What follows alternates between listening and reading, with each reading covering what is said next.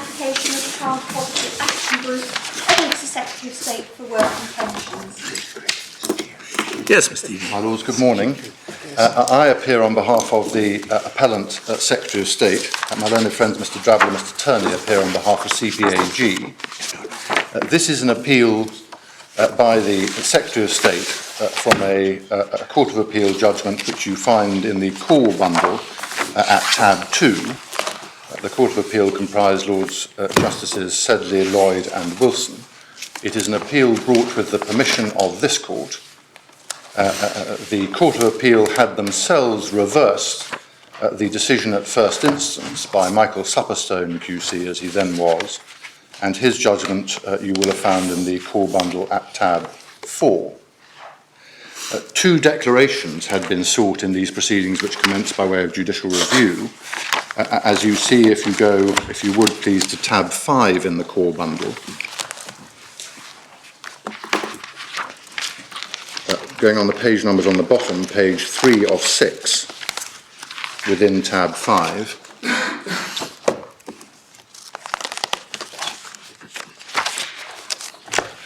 You will see in particular the two declarations that are sought in section 6 of the claim form, at numbered paragraphs 1 and 2. And the letters in question, or the content of the letters in question, are referred to and summarised in the statement of facts and issues, also in the core bundle, in particular paragraphs 3 and 4.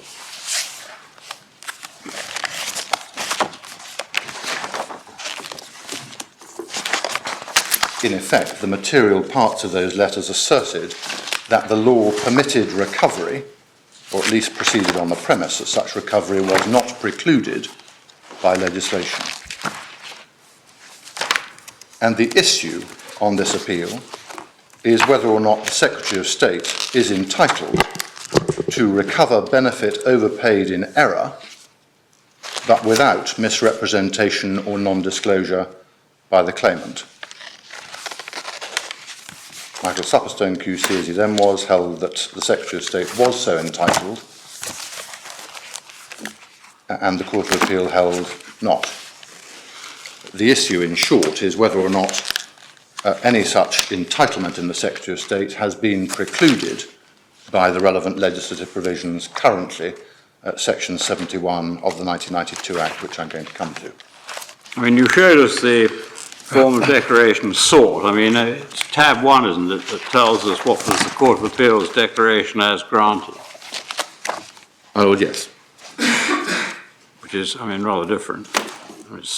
You may say it's the same effect, but I mean, it doesn't say which letters you can or can't write. It simply tells you what the position is in law. In law, it does. It's probably rather a better way of doing it. My Lord, I apologise. My Lord is right. But it raises very squarely, Declaration 2, it raises very squarely the legal issue that confronts the House. The issue that is raised is of some significance, given that in 2006 and 2007, as the Statement of Facts and Issues indicates at paragraph 2, some 65,000 letters of that kind were sent out by the Secretary of State, and in the period 2007 to 2008, the recovery of such overpayments following the sending out of letters amounted to some £4 million. So significant sums that are paid back into and would otherwise be lost to the public purse and thus borne by the public. Looked at from the other end, significant sums that would otherwise be a windfall to those who receive them. I was going to start, if it was convenient, with the nature of the statutory scheme. The general scheme, first of all, if I may. There is an entitlement to benefits of the kind that we're concerned with, dependent, obviously, first of all, on the particular conditions for receipt of that benefit being met. Those, by and large, are set out in one of the acts, the two major acts of 1992, but also they are dependent upon a claim being made for that benefit. That is, the latter is Section 1 of the 1992 Act, which is in Bundle 3 of the authorities, at tab 25,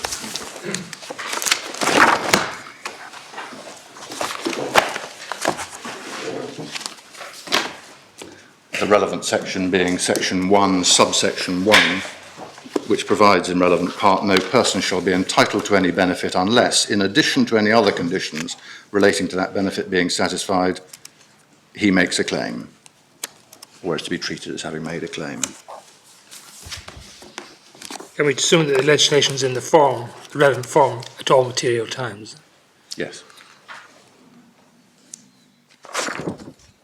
The initial decision, therefore, as to whether or not a claim is well-founded, the position currently is that the Secretary of State decides the claim for benefit of the kind in question. And you get that in terms of the procedure and who makes the decision, who's responsible for the determination, from the 1998 Social Security Act at tab 27.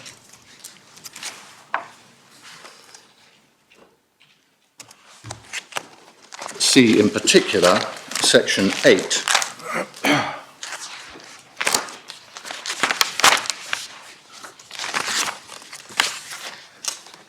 Section 8.1 provides in relevant part in 1A, subject to the provisions of this chapter, it shall be for the Secretary of State to decide any claim for a relevant benefit.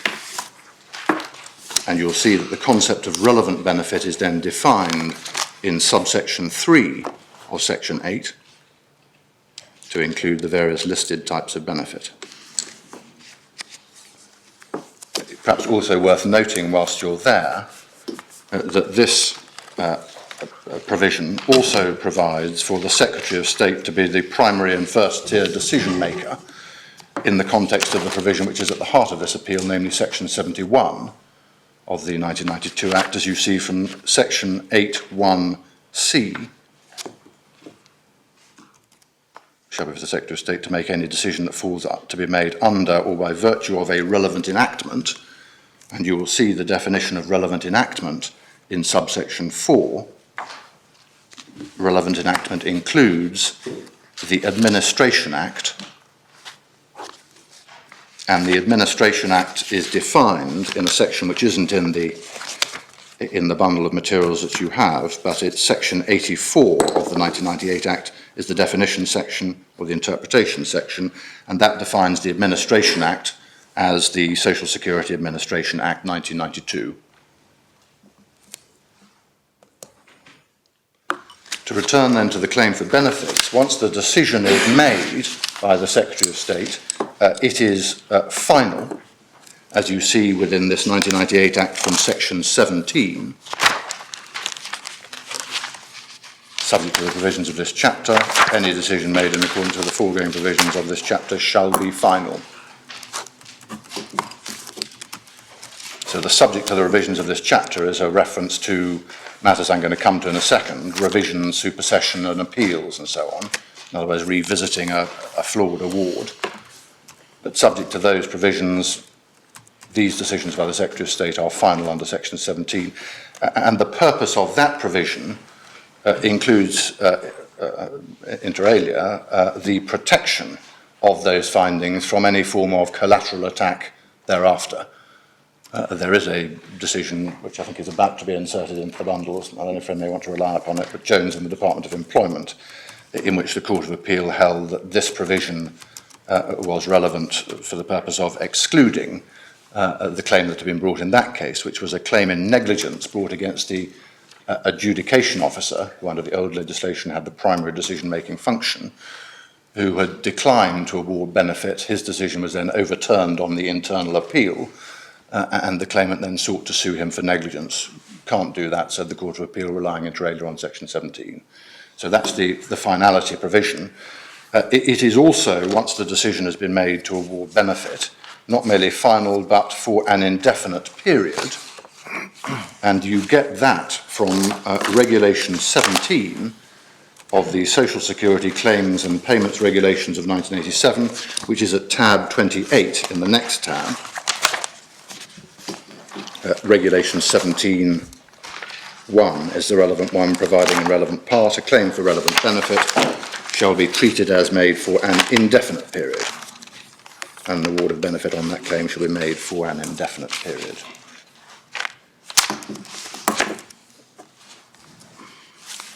Finally, in relation to the initial decision relating to claims, you'll need to note, by way of introduction to the relevant statutory scheme, that until those provisions came in other words, until the 1998 Act was passed, the initial decision-making function in relation to claims for benefits had been performed not by the Secretary of State, but by an adjudication officer. One sees that from tab 26,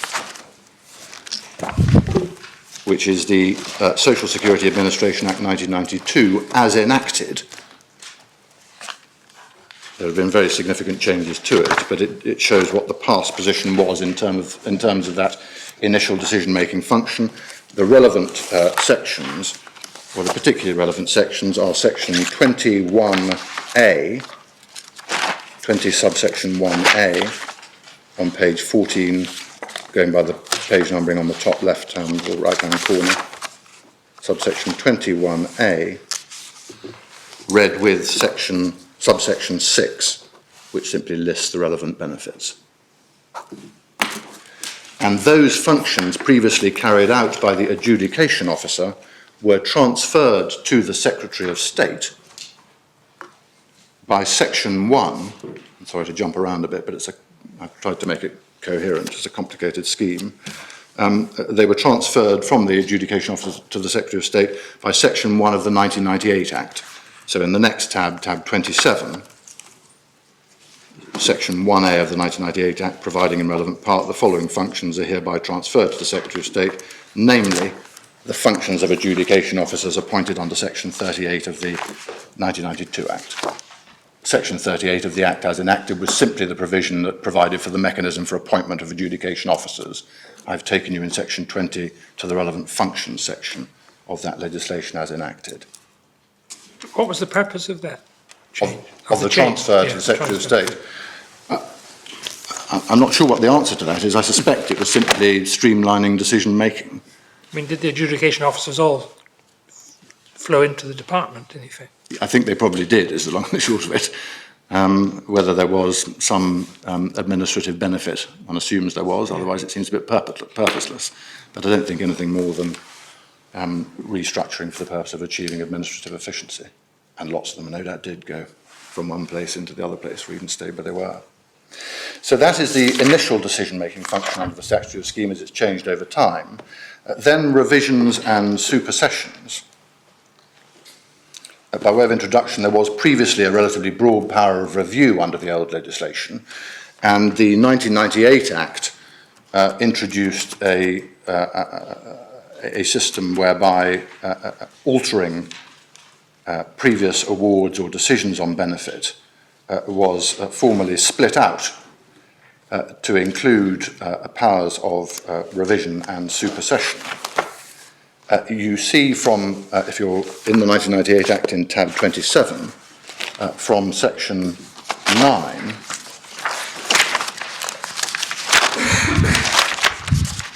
we've looked at section 8 already, section 9, which is on page 9 of that little clip, top right-hand corner. You'll see that section 9 provides for a power of revision.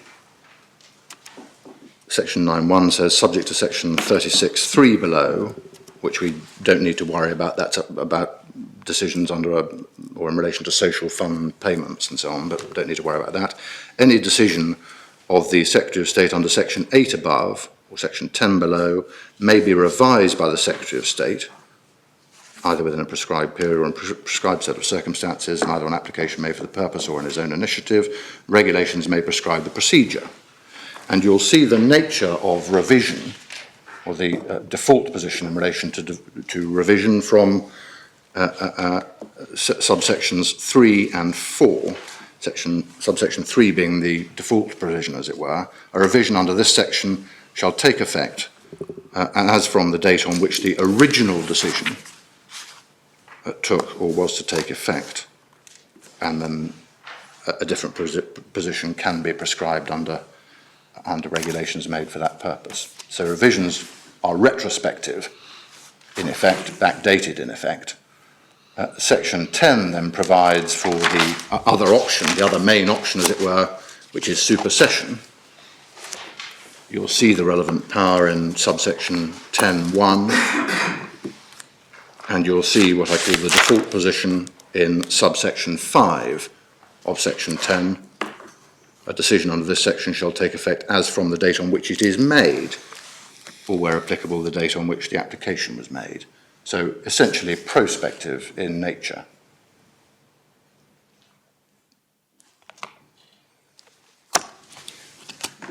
There have been, as you see, foreshadowed in the provisions of the primary legislation, some regulations made under these provisions. They are the 1999 regulations, the Social Security and Child Support Decisions and Appeals Regulations of 1999 at tab 29.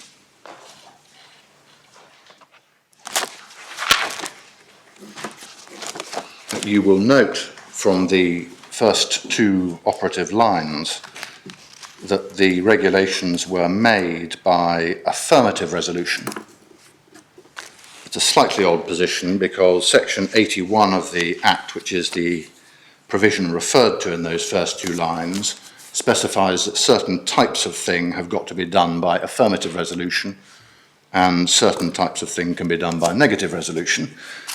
This set of provisions in these regulations is in effect a hodgepodge.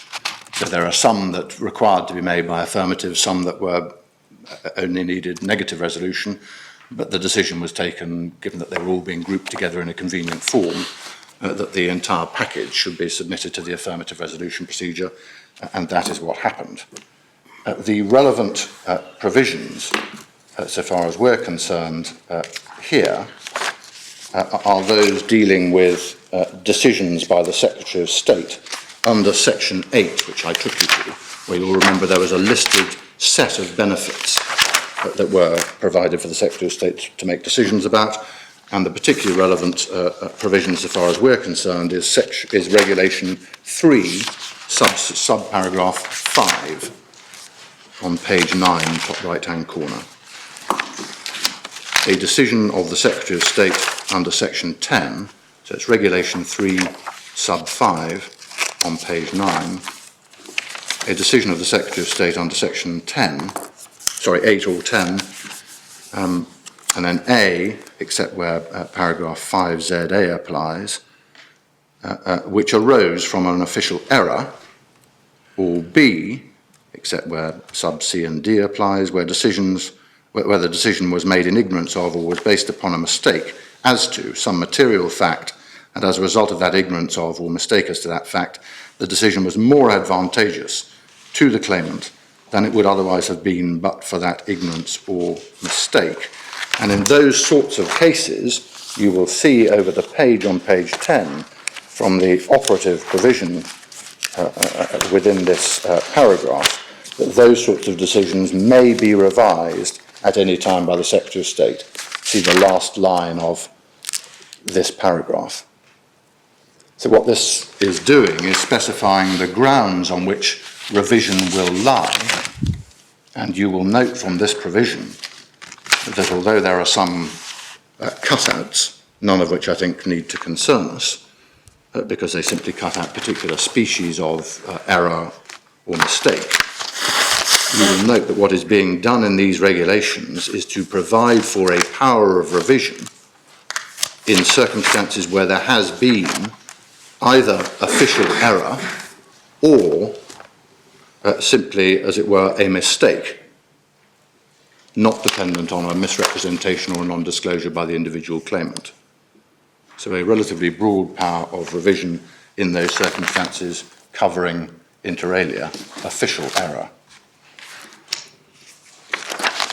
Sorry to be awesome, but I mean, this deals with 8, revision, or 10, supersession. Yes.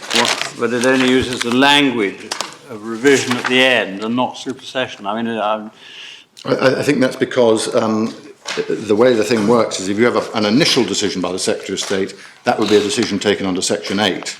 That can be revised.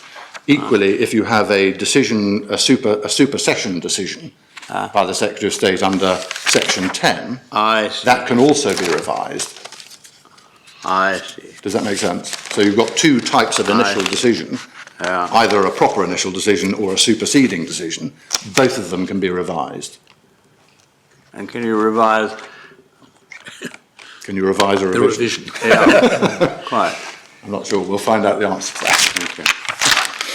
Yeah. But the importance of this provision is obviously the nature and species of error which is covered by the power to revise.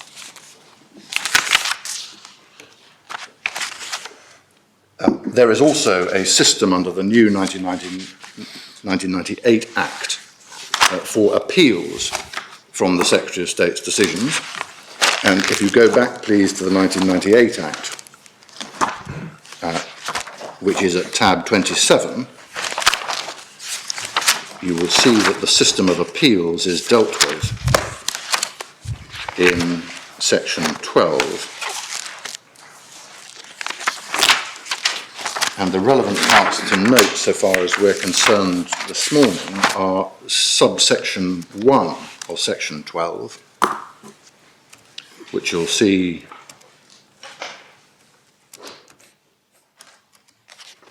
in effect provides for appeals in relation to decisions by the Secretary of State under section 8. And you'll also note, whilst we're there, that there is a power to appeal from a determination by the Secretary of State under section 71 of the 1992 Act, which is the provision with which we're centrally concerned. You see that from subparagraph 4 of section 12.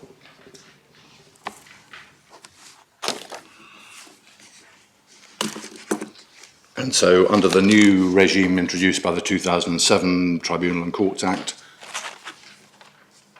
the system of appeals in effect goes Secretary of State, first tier, upper tribunal, and then into the courts through the processes provided for in that Act.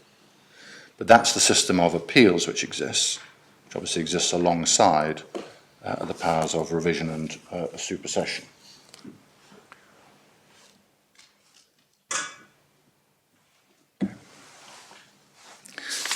Section 71 then of the 1992 Act, please, and that is at tab 25 in the form in which it currently exists on page 43, or numbered page 43, top right hand corner within tab 25.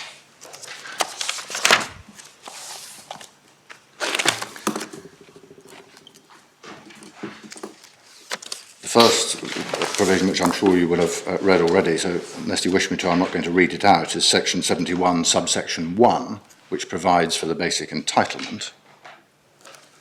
It deals with overpayment of the types of benefit to which it applies, to which the section applies. And the section applies, you see that from 71.1a, last few words of 71.1a, and the section applies in accordance with subsection 11 of this section, over on page 46, to specified benefits.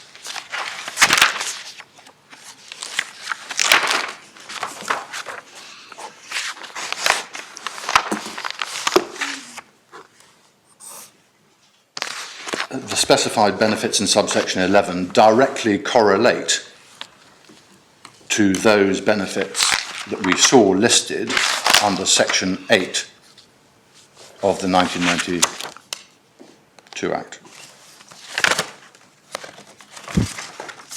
I'm sorry, the 1998 Act. You'll recall that there the Secretary of State was given the function of deciding in relation to certain benefits, subsection 8.3 of the 1998 Act. Subsection 11 applies in effect to exactly the same provisions. That is immediately obvious from a direct comparison for all of them except for 11EA, and we perhaps don't need to go through the detailed legislative mechanics as to how that has become directly equivalent, but if there's a dispute, my learned friend will tell me. Mr. Henshaw very kindly provided me with a note on Sunday, which made it perfectly clear that that was also a directly correlative right. So perhaps you can take it from me for the time being. That list is exactly a coincidence. Going back to section 71(1), that is obviously the most important provision in this appeal, and it was that provision that was found by the Court of Appeal to be the exclusive mechanism for recovery in cases of all types of payment made in error. They said that's it, that's the provision that governs repayments in relation to all types of error. And that subsection 1, provides the key determination for the purpose of this section and its operation, what is required in order to found the entitlement, or the initial entitlement, are first of all a misrepresentation or non-disclosure. Secondly, that misrepresentation or non-disclosure should be of any material fact. In other words, a fact which is relevant to the determination of the claim for benefit. And thirdly, a causal link, that misrepresentation or non-disclosure leads to payment in respect of a benefit or non-recovery. You say, Mr. Reedy, that the Court of Appeal found that to be exclusive machinery for all types of error. I mean, I think what you have to add is for all types of error actually in the award. Yes. It doesn't have anything to do with an erroneous payment consequent on an award. Oh, well, that is entirely I mean, fair. speaking for myself, I found tab 9, page 3, Mr. Luther-Rots, I must have mispronounced him, short statement, very helpful can I be quite clear that everybody agrees with that, the distinction between the examples in paragraph 6 of that statement, which are simply unaffected by this decision, and those in paragraph 8 under the heading overpayments by mistake pursuant to an award, which are covered. Yes. Oh, yes. You agree with that? Yes. Okay.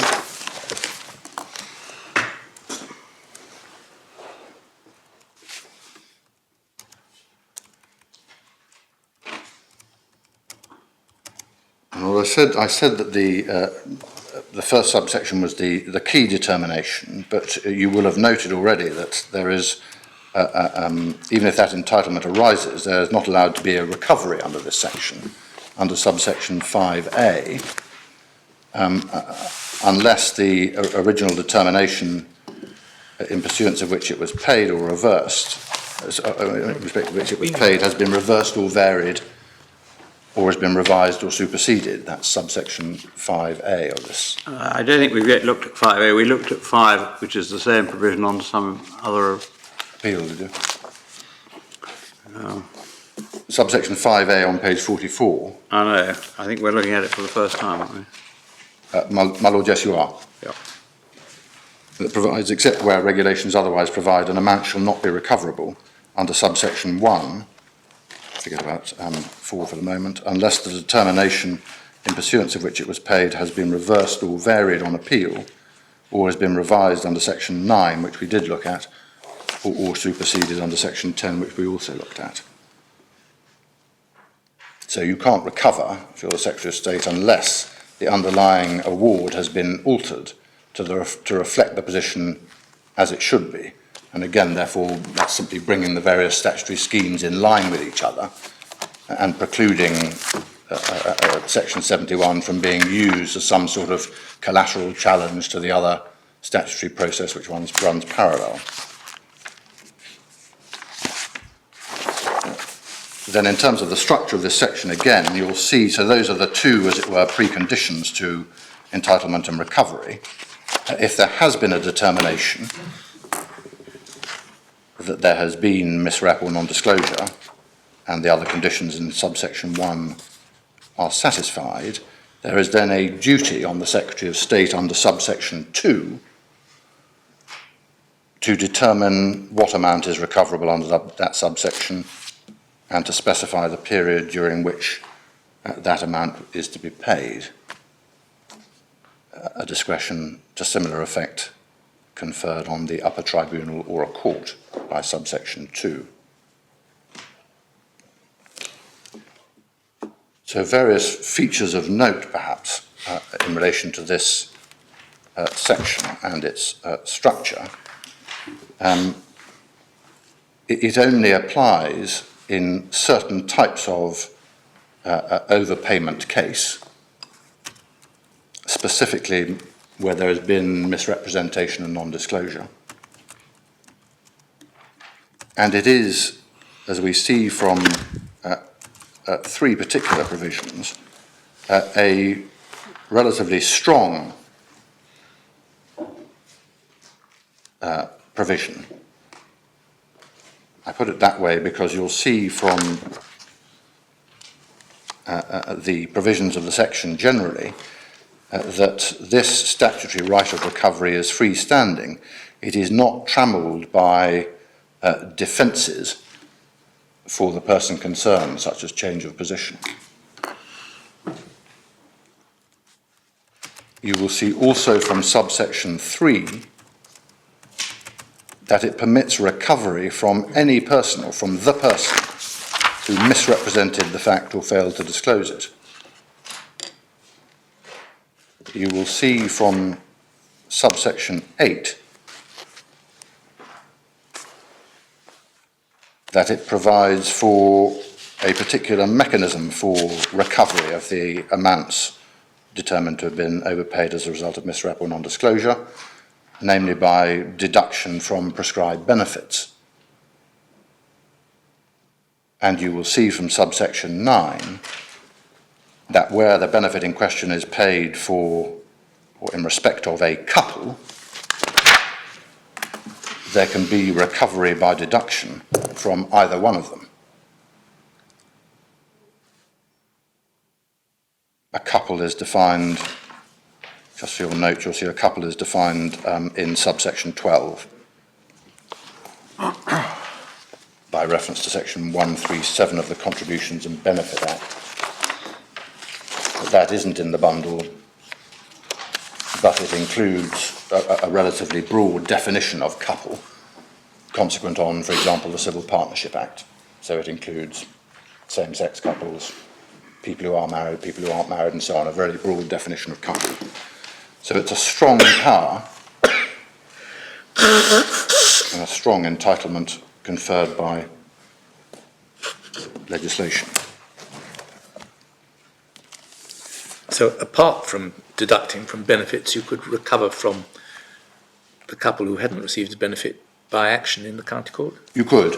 You see that from subsection 10.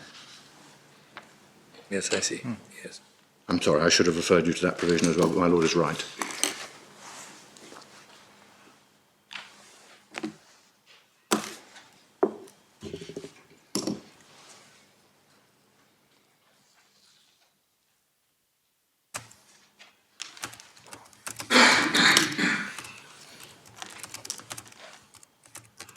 My Lords, the true nature and effect of section 71 is ultimately, as so often, simply a question of statutory interpretation.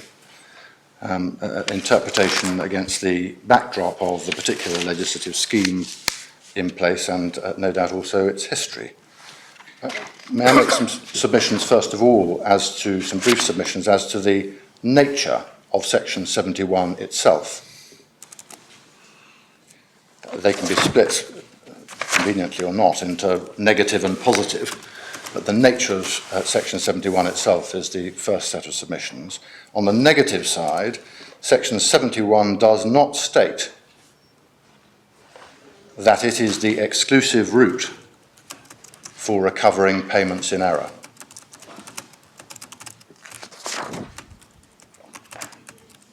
Nor does it state that it is excluding or purporting to exclude the right to recover sums paid in error or to remove or to narrow common law rights or remedies.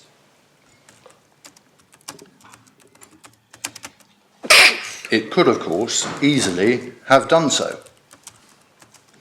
And that, we respectfully submit, is a fact that is powerful against any inference that that was the parliamentary intention. If they wanted to exclude, they could easily have done so expressly, and they chose not to.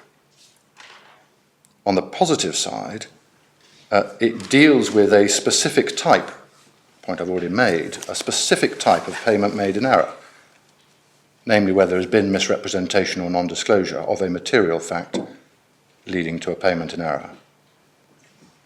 So it doesn't purport to deal with the entire field of payments in error.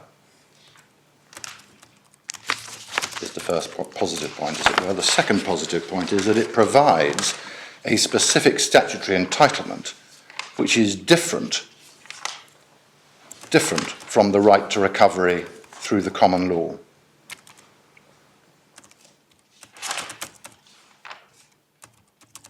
For example, there is no provision in the section providing for a defence of a change of position. You can recover from the person who made the misrepresentation. You can recoup through deduction of benefits. You can recoup against couples and so on. It is very different from any common law right of recovery.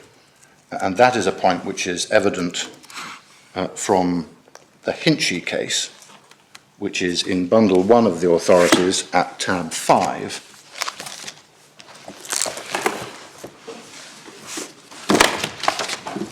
Just before you go to that, Oh, yes. going back to your first negative point, are there any analogous provisions where an explicit statement is made in the statute that this is the exclusive means of recovery? Well, my lord, we'll think and see if we can come up with examples of that, but none immediately occur. But the fact of the matter is that if that had been the intention, it could easily have been made express. And moreover, there is a strong, clear and consistent line of authority, which I'm going to come to, which indicates that if you are of higher authority, that indicates that if you are going to be impinging on or removing common law rights or remedies, you need to do that with a very large degree of clarity. The test, as I'm going to come to, is that such removals can be effected, of course, but need to be effected either expressly or by necessary implication is the test. Could we see if we... Before we get into Hinchy, Yes. could you just help me on this? Yeah. Section 71, subsection 5,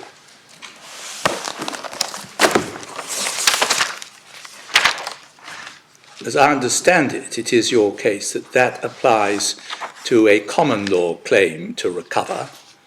Why? Subsection 71, Subsection 5. 5A. Well, where's the unamended act? The next tab. Is this in the as enacted provision or in the current provision? I was looking at If you're in tab 26, tab 26. that's the as enacted provision. Yes. And that has changed now with the Yes, deletion of sorry. subparagraph 5 and the introduction of subparagraph 5A, as you see from tab 25. Oh, I'm sorry, I should have made it clearer. The provision, the current provisions are at tab 25. Yes. I know, but that's why I said when we came to 5 capital A, that's the first time we looked at that, but I think we had looked at the original 5. I mean, they're not dissimilar, are they?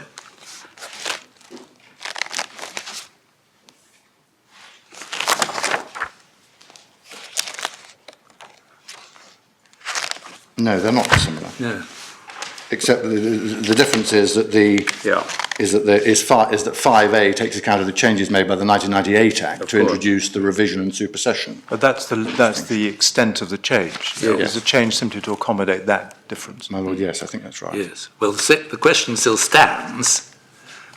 Why is it that if you're making a common law claim, you cannot do so immediately?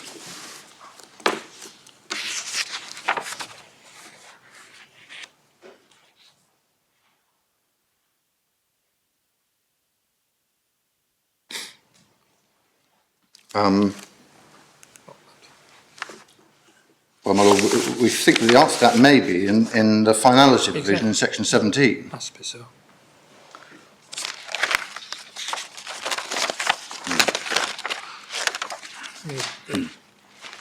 The defendant would have Yes. would surely have a defence to say, well, that's final. That shows what's due. Yeah.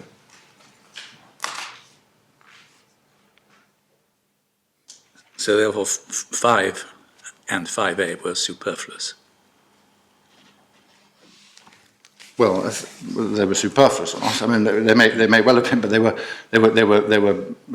effectively. I mean, trying they to, make sense if these are the only routes to recovery, to put them in.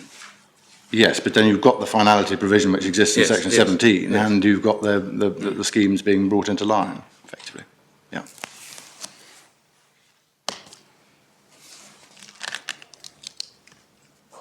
Really, it's probably no materiality at all. But I noticed this was overpayment general, and I see from the earlier print, the print of the earlier version, that there's a special scheme for income support recovery in section 72. Is there any particular? Is there any particular difference between the two regimes, and why should there be? Well, I'm not sure whether there's anything particular that needs to be attached to that. I mean, probably not. I just wondered. Can we check? I'll take some Yes, instructions and yes. see whether there is some special reason why that was there.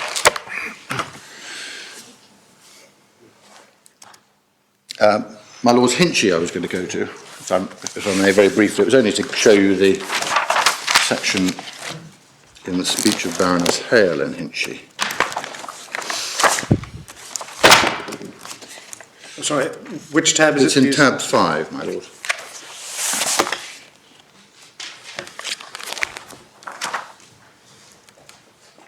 This is cited for the proposition that this provision provides a specific statutory entitlement which is different from the right of recovery at common law. Well, is that an issue? I mean, it's obvious, isn't it? Oh, I would hope so. But if you need it, the section is there. Right, It's in remember- paragraph 50, page 982, between the letters B and D. In particular, at B, Baroness Hale certainly working on the assumption that the Secretary of State would have a right of recovery through an action for money hadn't received. Sorry, which letter? B, B.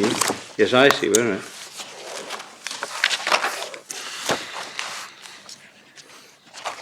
Well, why do you say that she's working on the assumption that the Secretary of State would have an action for money hadn't received? I mean, that simply wasn't an issue there, was it? it wasn't an issue I mean, there, but what she says there is equally consistent with the statutory scheme being an entire code, and she's just pointing out that under that code, the position is more favourable to the Secretary of State in these categories than it would be at common law. oh yes, I mean, I may have been reading in too much. I was reading into that an assumption that the Secretary of State would otherwise have had an action for money for money hadn't received, but that would have been subject to, for example, the defence of change of position. And the point that she's making is the Secretary of State could have had such an action available to him. What the statute has done is to add on to that by not, for example, providing for a defence of change of position. I mean, the thing is, of course, if you're right, then in a case like Hinchy, subject always to defence of change of position, the Secretary of State doesn't need Section 71. I don't think. Is there anything in Lady Hale's speech to indicate that? Well, the Secretary of State may not need it entirely, but what it does is to provide for... No, but in that particular case, I mean, that particular case was that he already knew that which it is suggested she had failed, the claimant there had failed to disclose, and that's why you lost the case. Yes. Well, the Secretary of State lost the case, but, I mean, on your argument, doesn't matter, the Secretary of State knew it anyway. Nevertheless, it was a mistake. He shouldn't have made the award, and it was recoverable, subject to West. But is there anything to hint that that was the position? I mean, if there is, we ought to see it. Well, not I think in Hinchy itself on its facts, but the point remains that although if there is a common law right of recovery, it might, in certain circumstances, cross over with Section 71. Nevertheless, the two circles don't directly coincide, because there are circumstances where Section 71 would permit recovery, where the common law action would not, which, as I'd understood it, was the essential point that was being made by Baroness Hale in this passage. So although, of course, there are circumstances where a claim would lie equally under common law or under Section 71, Section 71 does introduce additional benefits, as it were, for the Secretary of State. I follow. I mean, but carrying one of Mr. Drabbl's points to extremes, after the House of Lords' adverse decision in Hinchy, there's nothing to stop the Secretary of State starting again against this claimant and saying, right, well, we'll now try and recover this under common law. My Lord, there wouldn't be anything to prevent the Secretary of State from doing that. That doesn't necessarily undermine the existence of the statutory scheme, because the statutory scheme is there providing additional benefits for the Secretary of State, and the Secretary of State can choose to use those as and when necessary. Sequentially. Sequentially, if necessary. Could you just help me with the defence of it? Yeah. Mr. Drabble reminded me that the Secretary of State won Hinchy in the Lords. Could He you just lost help in the me Court of Appeal. with the defence of due care and diligence, which was available in relation to non-means tested, but not means tested benefits? Oh, yes. That goes back to the statutory history, Yes, which is incredibly complicated. Yes, but there used to be, I think the position is this, that until 1986, there was, as it were, a twin-track system. One of them dealt with supplementary benefits, as they were called, non-means tested benefits. And so far as that was concerned, the position was that all material timed back to 1966, equivalent to Section 71. In other words, there was a statutory right of recovery for misrep or non-disclosure in certain circumstances. For means-tested benefits or contributions-based benefits, there was a different statutory provision, and that statutory provision said there shall be a right to recovery in the event of an overpayment, but if the person concerned can show that they took due diligence, then that provides a defence to what would otherwise be the statutory entitlement. Well, if we go back to that, could it have been suggested that that defence wouldn't run in relation to a common law claim for recovery? Well, my Lord, that is a potentially interesting question. It would have been more difficult. Quite. You could have a series of arguments about whether or not, I think the relevant provision was Section 119 of the relevant legislation, but you could have a serious argument about whether or not the existence of such a right would have, as it were, covered the field to the requisite degree so as to operate as an exclusion of the common law right. We're not actually in that territory, but... Well, we're in this very similar territory because we're just dealing with progression of a similar structured provision. Oh, yes. I mean, can I come back to that? Yes, Because yes. but that is the historical position. Yes, well... But they applied, as my Lord would appreciate, to two different streams of benefit, different types of benefit, and then Parliament in 1986 brought them together for the first time and said, well, here's the test. It appears to have focused at that stage on which was the right test rather than the degree of coverage. Should it be misrep or non-disclosure, and should it be something else? So that, I think, is the historical position.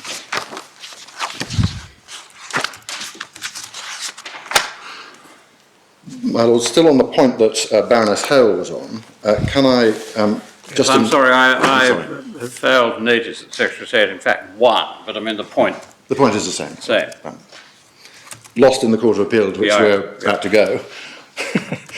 Mr. Drabble might have been representing the Secretary of State. Might have been confusing. Right.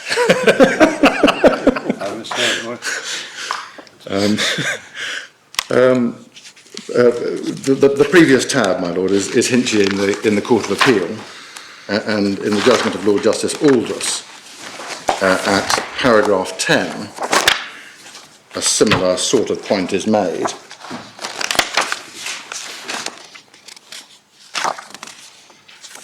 And you'll see the second sentence of paragraph 10, the point that my Lord Justice, my Lord John Dyson was raising with me.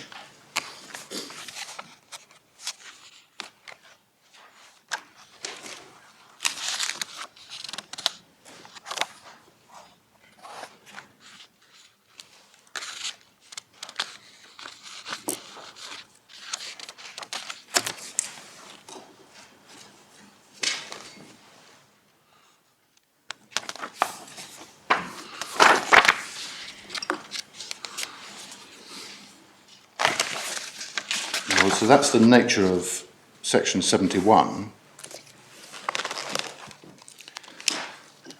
Secondly, in relation to other statutory indications that there might be as to the correct position, I can take this point very quickly because I've already made it when introducing the legislative scheme, but you will have noted that at least for the period after the merger of functions occurred, the split between adjudication officer and Secretary of State, after that occurred, in the 1999 regulations at least, there were specific provisions dealing with the circumstances in which revisions could lie. And those included, that is, revision ab initio. You saw the temporal effect of the revisions as opposed to, or as contrasted with supersessions. Is supersession just something which takes effect from the time prospectively? That's the only difference. It's prospective versus retrospective, effectively. That's the default position. I think there's provision for regulations to make slightly different cuts, as it were, but that's the essential difference between the two of them. But you saw the revision power, so assume it's a revision ab initio for the purpose of the argument, and you saw from the 1999 regulations that in those regulations, Parliament at least had been proceeding on the basis that there were certain types of error leading to overpayment which could be the subject of a revision ab initio, including official error. Remember in Regulation 3.5, which we went to. So you end up with a position where Parliament has specifically provided for a revision in circumstances which are broader than the circumstances in Section 71, include a case of, say, official error. And sorry, can we just remind ourselves we're now looking at the regulations behind tab 29. 29. And it's Regulation 3.5. Yeah, so it's Regulation 3.5, page 9. So there is provision for official error, yes. For a revision, and Parliament says you can revise in that circumstance, you can revise ab initio in that circumstance. Yeah. And if my learned friend's argument is right as the short point, that is, at least in part, slightly problematic, because you can revise ab initio. Suppose you had an award that was made a year ago. You revise ab initio back to the date of the award itself, and yet you have no power of recovery. Well, if you haven't had what you were entitled to, you're entitled to it retroactively, but it's not beyond possibility that the scheme wasn't going to work the other way, but was going to restrict circumstances in which you would have to repay. My Lord, that's not beyond the realms of possibility, of course. But what one is looking for are indications from the relevant statutory scheme as a whole as to whether or not that is the right answer in terms of the parliamentary intention that underpins Section 71. And the short point that I make in relation to these regulations is that they posit revision ab initio back to a certain point in time for a species of error which isn't covered by Section 71. And if my learned friend is right, you'd be doing that for no purpose. If We would be doing it for the purpose of making sure that the recipient was not prejudiced by official error. It seems quite a good purpose. Now, what you mean is there's no purpose at all if the error is in favour of the claimant as against the Secretary of State. Quite. Yes. Quite. So you go back and revise it, but you can't recover the money. Suppose there was an overpayment to the claimant The natural course is go back and revise it ab initio. X pound, £100 has been paid too much over the year, £1,000, £10,000 over the year. You're entitled to revise under the statutory scheme, but you're not entitled to recover. And that is, I mean, it's not beyond You are entitled, but so long as you meet the preconditions of section 71. 71.1. Which you never would do in the case of official error. Because in the case of official error, it wouldn't be dependent upon misrepresentation or non-disclosure. I mean, my Lord Phillips is right. There isn't that isn't a conclusive answer, but what it does reveal is a considerable oddity in the statutory scheme, in my respectful submission, if my learned friend is right. So, I don't know how these errors get made, or official errors get made exactly, or how they get detected, or how, supposing I'm a recipient of this benefit, is the first that I know about this revision when I receive a letter saying it's been revised, or do I know that inside the ministry people are churning away on this and have decided this is too much, and so on. I mean, and while it's being churned over, do I take it that the finality provision means that actually the benefit is paid out until the revision takes place? Well, that is the position as I understand it, and I think you're right that the first time you do know is when you get the notice saying revision. I don't know if everyone will know much more about the practice than I do, but yeah. I think that is the position.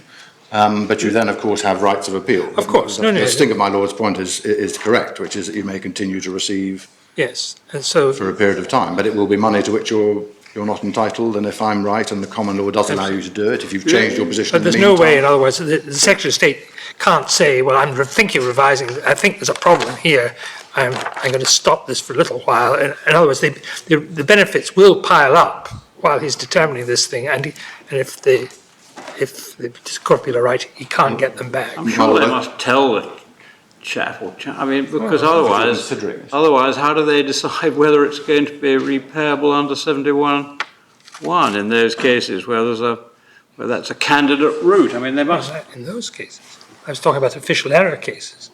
Oh well. But even so, whether there is still some provision for alerting them to the fact that. Yes. Sounds like active discussions are going on. We'll find out what the practice is in relation to that. But my Lord is right. I mean, perhaps the best answer to the thrust of my Lord's point is that if I'm right, as I say, all that means that there is a common law right of recovery which exists alongside, and the potential injustice which my Lord alights upon is at least in part met, if not in whole met, by the possibility of a defensive change of position. So if there was no reason for the person to suppose that the benefits had been piling up and so on, and they'd spent the £5 a week extra on food or anything else, then one imagines the defensive change of position would be favourably received. Yeah. And indeed, it may well be that the department wouldn't proceed on that sort of case anyway. Assuming, of course, that the person entitled to benefit knows of the existence of that defence, and it's not entirely straightforward area of the law. My Lord, that is an entirely fair point also, but it's a bit difficult to proceed too far with the interpretation of the statutory scheme based upon those sorts of considerations. I'm not going to stick rigidly to man is presumed to know the law, but and there may be some possibility of some cases slipping through the net on that basis, but the defence is available as a matter of law.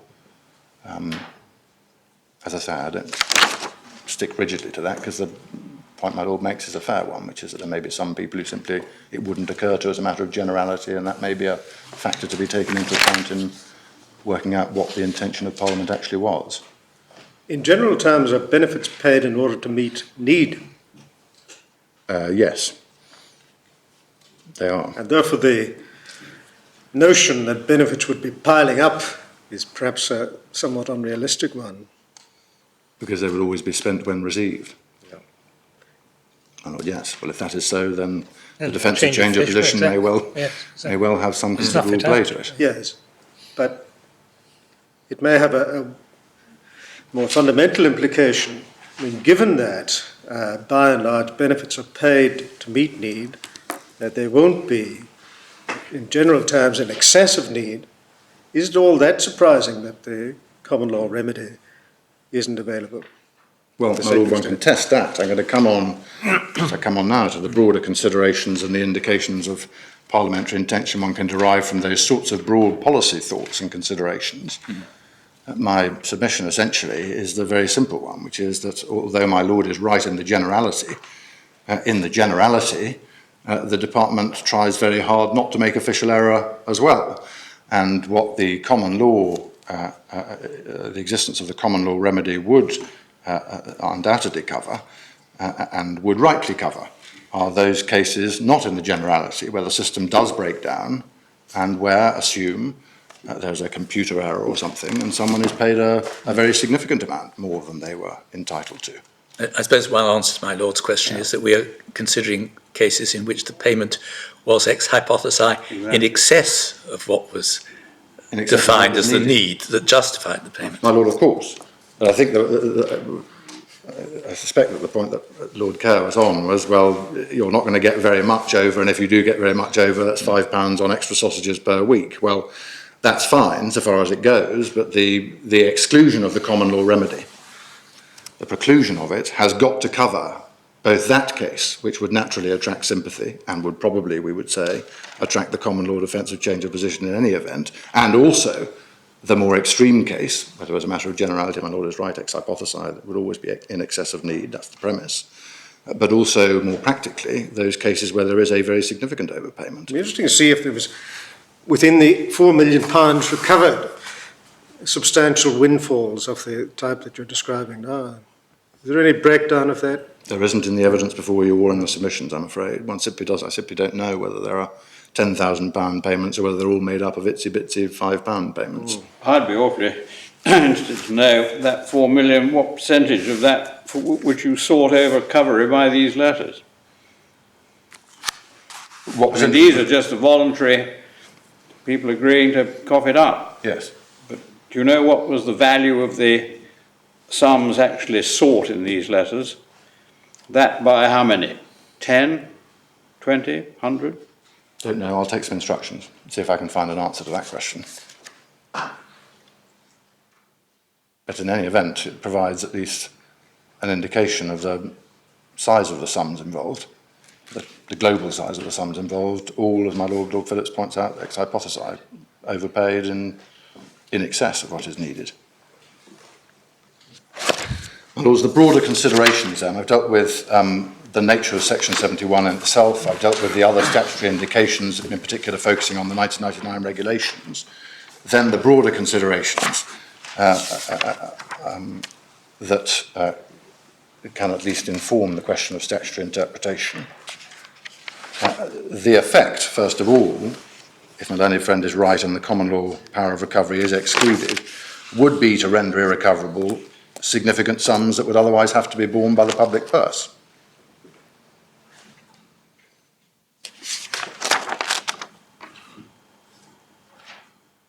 I mean, you can put that either as a public purse bears it or a windfall to the recipient point, and that's to a greater or lesser degree fair or unfair, depending upon the example you produce. But in its generality, one's talking for the year 2007-2008, however it's split, about the public having to bear £4 million and recipients receiving £4 million in excess of what is judged to be necessary under the benefit system. Secondly, the effect would be to create what are, I submit, at least odd distinctions. Parliament would have to be taken to have intended to create a system whereby the entirely innocent misrepresenter or non-discloser could be the subject of recovery with no possibility of arguing for a change of position defence. But the person who receives on the basis of government error, and indeed perhaps appreciates that the payment has been made in error, cannot, under any circumstances, be the subject of such recovery.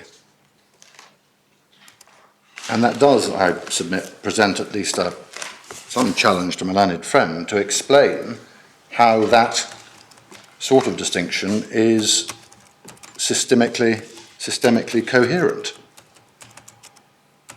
And if there isn't a good explanation for that, it does become hard indeed to impute that sort of systemic incoherence to Parliament.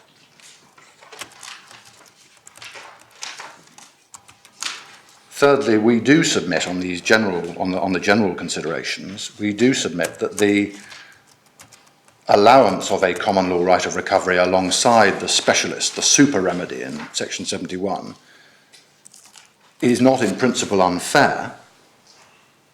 Of course, the category of error that we're dealing with is likely to be error by the state. But the common law recovery route is not as stern as the legislative route, where the error comes from the claimant. In particular, the equitable defence of change of position is available.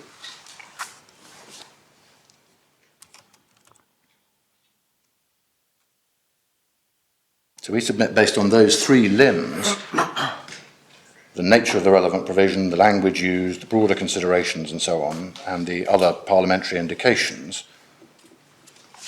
the position is that section 71 does provide a freestanding right covering a specific situation with the sternness of the remedy and the entitlement that is provided for. Could I just ask you a question about your second point, where you say that it would give rise, if the respondent is right, then it gives rise to an odd distinction. I mean, is it an odd distinction to say, well, those who are responsible for the error in one way or another, by you say you highlight innocent representation, but nevertheless a misrepresentation, Yes. that they are to be treated differently from those who are not.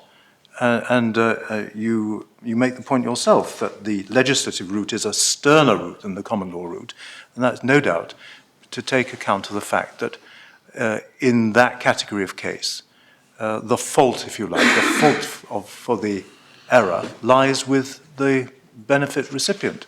So it doesn't seem to me that that's an odd distinction to draw. My Lord, I think I can accept that consistently with my argument, because I do say that there is no particular oddity with the super remedy, as it were, in section 71 existing alongside the common law right. And part of the reason for that is because that parallel system would in fact take into account the broad fairness differences based on whose fault it was that led to the overpayment in the first place.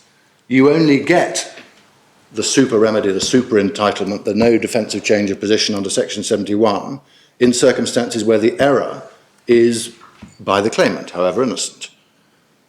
By contrast, where the error is by the state, you're left to resort to your common law remedies if you are the state. And so it would, under those circumstances, be open to the individual to say change of position, for example, which would be the most obvious one.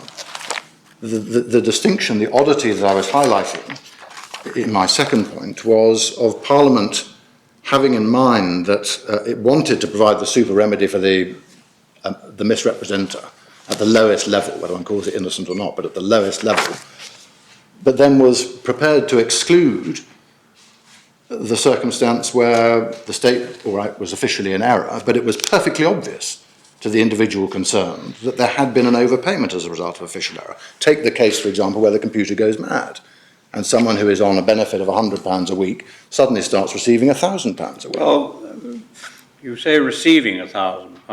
I mean, unless the award is £1,000, we're not interested. My Lord, fine. But does the computer go bad and spill out £1,000 awards in £100 cases? Well, my Lord, it could do.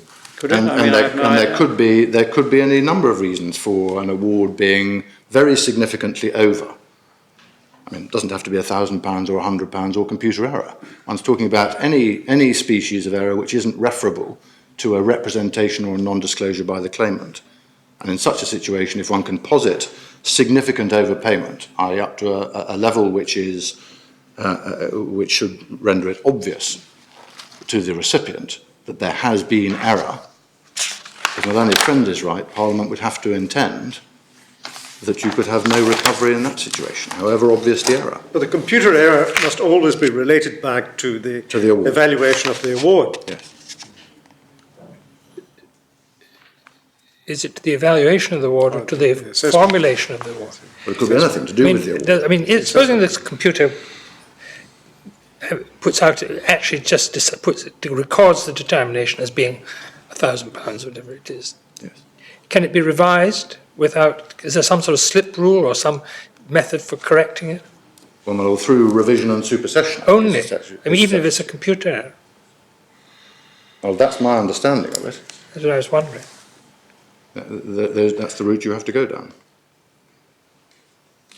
But one does end up with that oddity, however it happens in practice, that perhaps the best example, perhaps one doesn't need an example, the point can be expressed relatively generally. There may be circumstances where the nature of the overpayment as a result of official error is of a sufficient size to render it obvious to a claimant that they shouldn't be receiving that amount of money. I mean, if you were drafting a special provision akin to that in 71(1) to meet this class of case, this type of case, how would you draft it, Mr. Reedy?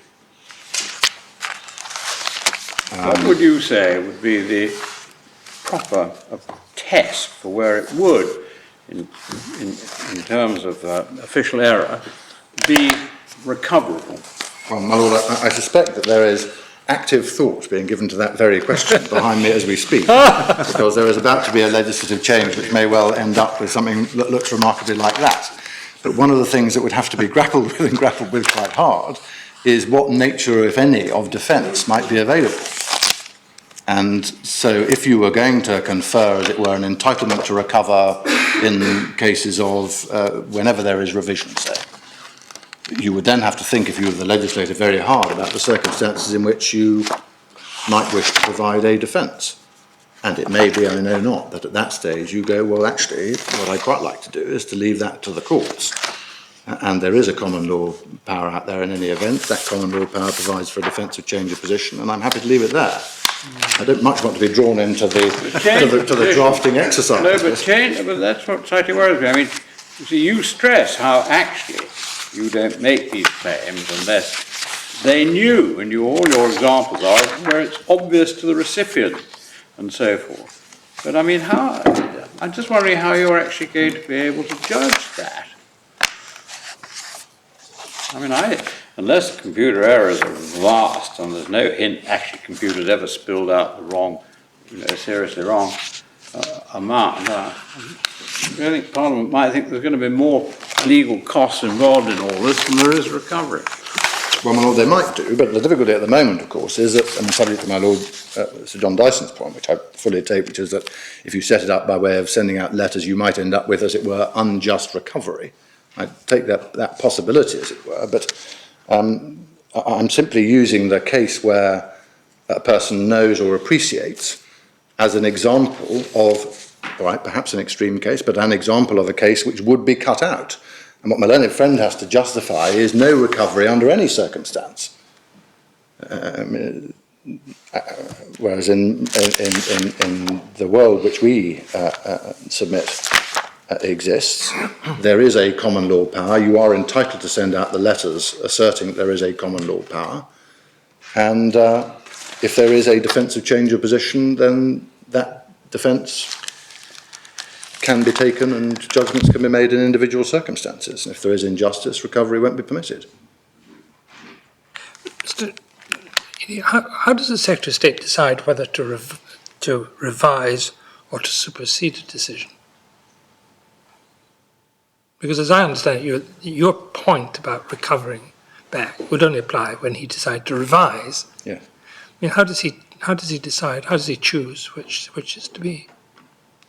Well, my lord, I think the answer to that is that there isn't any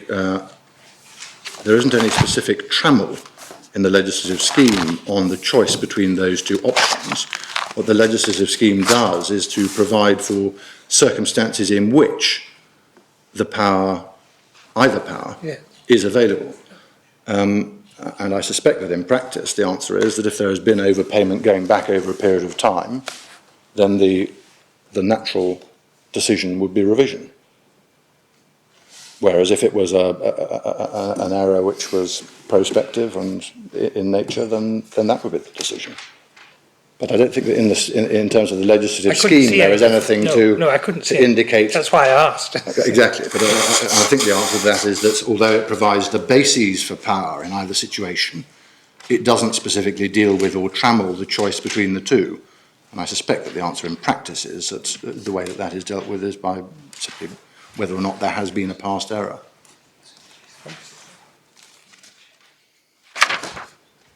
Now, Lords, we respectfully submit that the fourth area, as it were, exclusion of common law rights, is also a relatively important feature of the interpretation issue which you have to decide.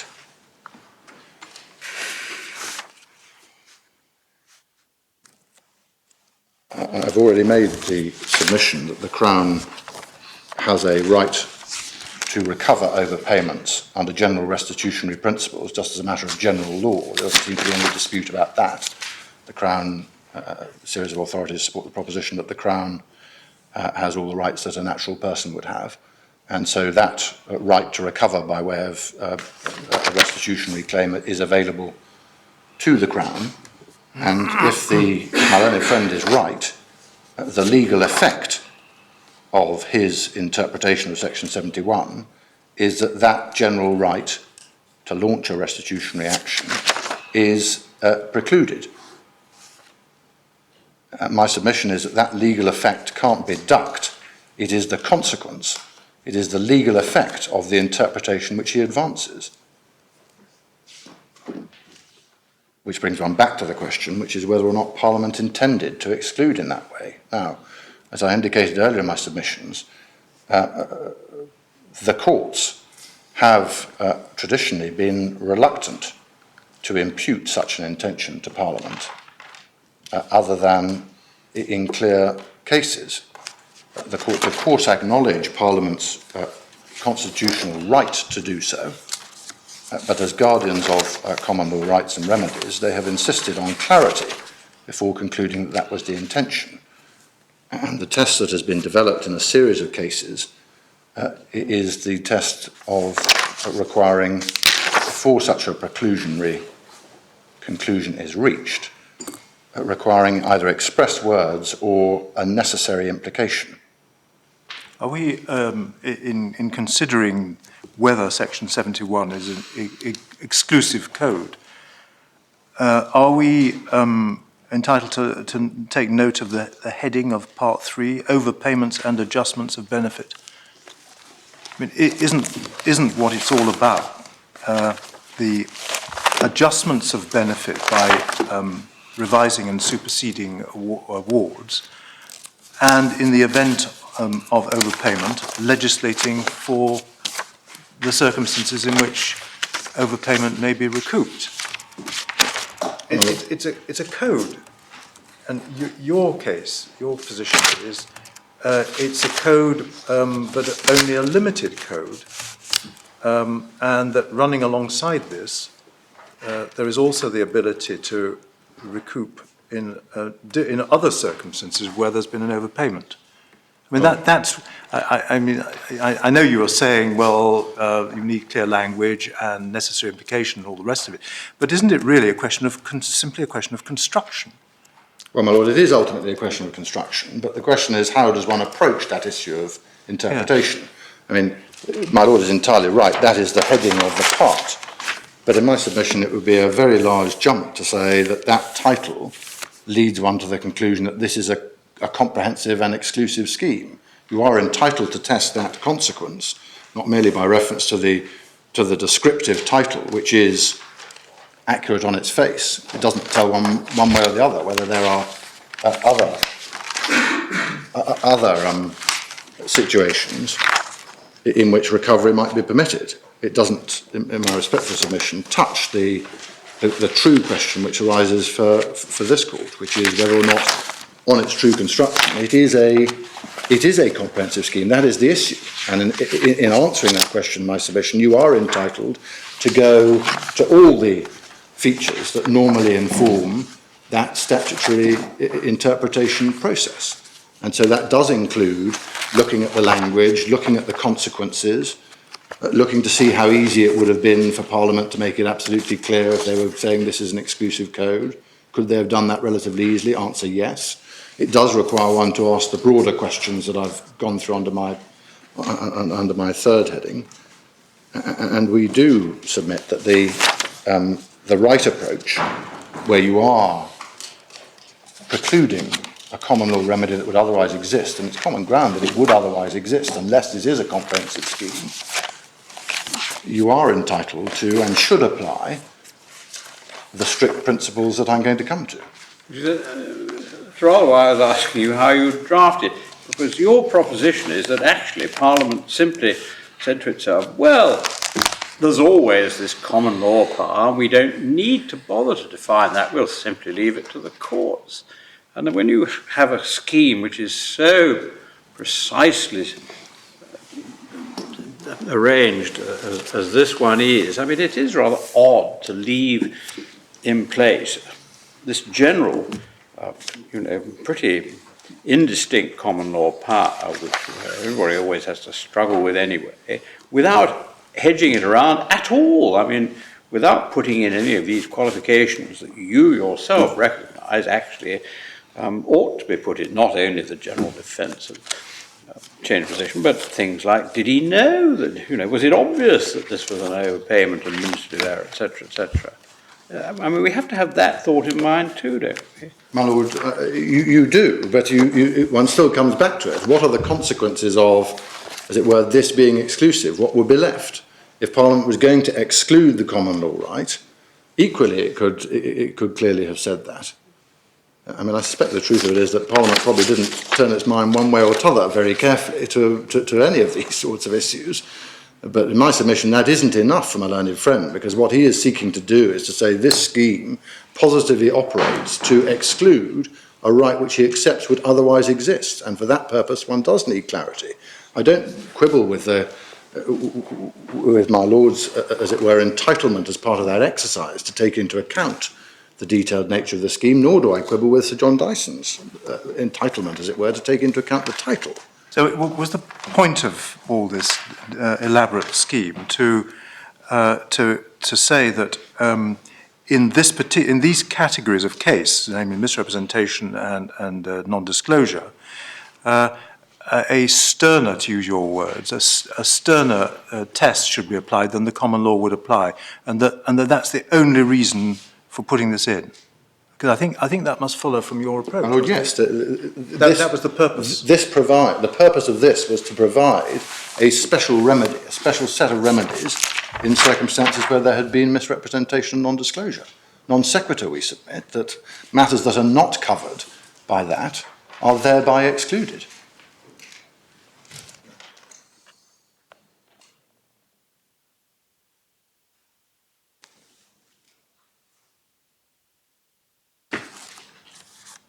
One of the aspects of this, difficult aspects of it is, of course, I mean, does one assume that Parliament or the people who drafted it were sort of well aware of all the twists and turns of the thoughts about the law of unjust enrichment, or as it was called in those days, restitution and so on, what was being thought about in Oxford and in the chambers and so on, because it was very much a moving target. I mean, I can't remember the dates of these headline decisions as to things like mistake of law and all these sorts of things, which was all going on and on. That's one. Of course, I mean, one does have that difficulty. I mean, we've tried to go back as part of the preparation of this case to see what the history looked like and when it all changed and how it came about. And frankly, it's extraordinarily difficult to impute too much of a detailed, dreaming spar's knowledge of the detailed development of the law of restitution to Parliament in such circumstances, particularly perhaps in this area where the law is developing. But also because I suspect that if one is trying to do that exercise, the place that you need to go back to is not necessarily 1992, but sometime well before that, because as I indicated in answer to a question my Lord Phillips asked, actually the statutory history of all this was the two parallel streams, what is now Section 71, starting I think in 1966, and going through, but only for a certain type of benefit right the way through to here, and another stream coming in for other types of benefit, and then the two merging in 1986. So the place to go for Hansard references by ministers to Professor Burke's theories on restitution would be 1986. Yeah, 1966, if I remember right, is the year in which the first edition of Goff and Jones was published. If it's 66 or 67, I can't remember which. So we're going right back. On that approach, you'll be going right back to the days when hardly anybody ever thought about But the it law of does restitution. rather illustrate the point that maybe one's better starting off by saying, well, there is a common law right which everyone knows exists, everyone acknowledges exists in the hands of the Crown. Here's the position currently as it is under the legislation. That's what Section 71 provides. That's what the 1999 regulations provide so far as revisions are concerned, which will be rendered meaningless if. Construe it as it stands and see if the history stands in the way of that. And one could be sometimes that it is possible by reference to legislative history and so on to make sensible judgments, but I suspect that this may not be one of them, because the thing very quickly descends into a miasma when one is trying to look into the question, to what extent did Parliament appreciate all these nuances. But my lords, in terms of the test, can I just give you one reference, which I think was in our case anyway, but if I'm right, and I'm going to come to whether I am or not in a moment, but if I'm right that the test is necessary implication, a very helpful working definition of what necessary implication connotes in terms of an interpretive approach can be found in Lord Hobhouse's speech in the Morgan Grenfell case. I'm not going to turn it up, but I'll give you the reference if I may. In Bundle 2 of the authorities at tab 13, and the relevant paragraph is 45.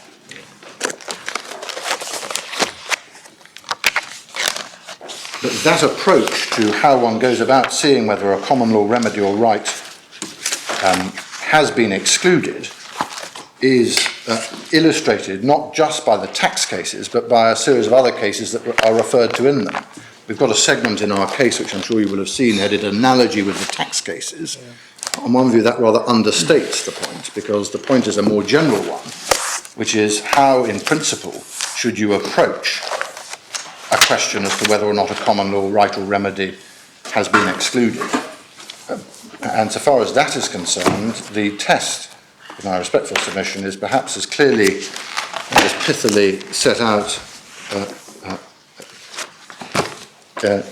in the speech of Lord Nichols in Johnson and Unisys as anywhere else in the authorities. That is in Bundle 1 at tab 6. If I could invite you to turn that up, which was obviously in a very different context. It was dealing with, however, a pretty comprehensive statutory scheme and so on in terms of employment legislation. Context doesn't much matter for our purposes. But Lord Nichols at paragraph 2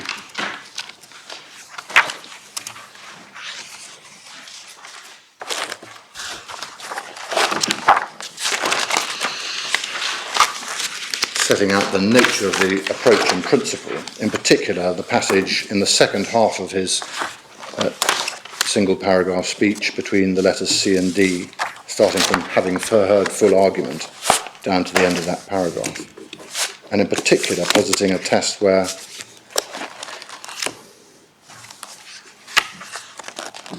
the question becomes whether or not the common law right or remedy which is asserted cannot satisfactorily coexist with the statutory right. That's tab 6 in Bundle 1, paragraph 2, the speech of Lord Nichols between the letters C and D on page 526. Doesn't it to some extent depend on how you define what is meant by the same ground?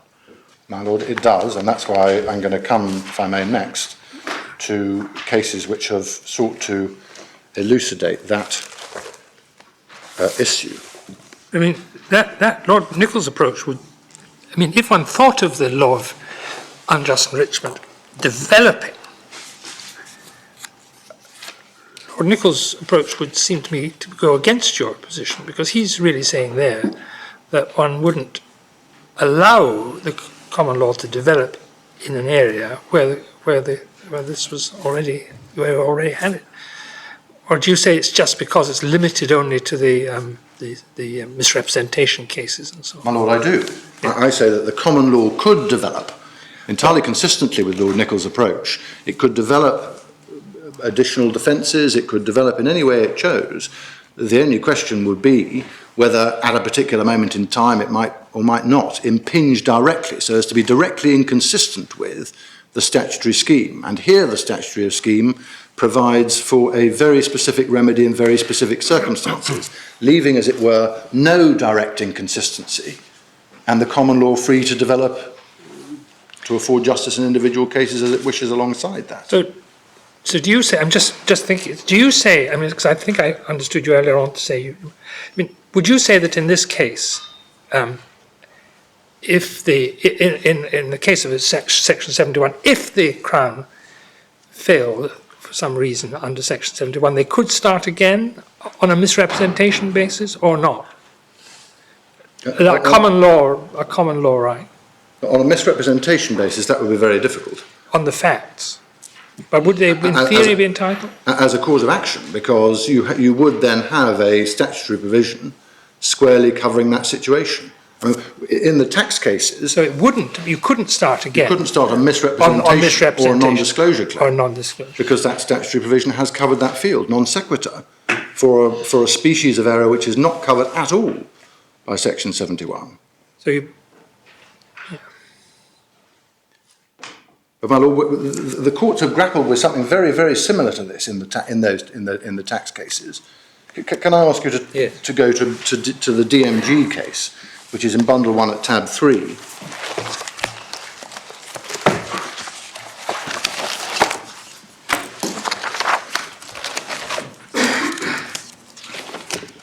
And I'm going here for the proposition that what is required in order to exclude the common law remedy or right is direct inconsistency between the remedy or right asserted and the relevant provisions of the statutory scheme. Direct inconsistency. My Lords, I wasn't proposing to go through the head note, but you'll see that this was all in the tax arena, questions about whether or not ACT could be recovered by way of a restitutionary claim. Advanced corporation tax could be recovered by a restitutionary claim in circumstances where there was a statutory provision, Section 33, which at least was in some part in the territory. And the relevant passages are, in particular, in the speech of Lord Hoffman, at paragraph 19,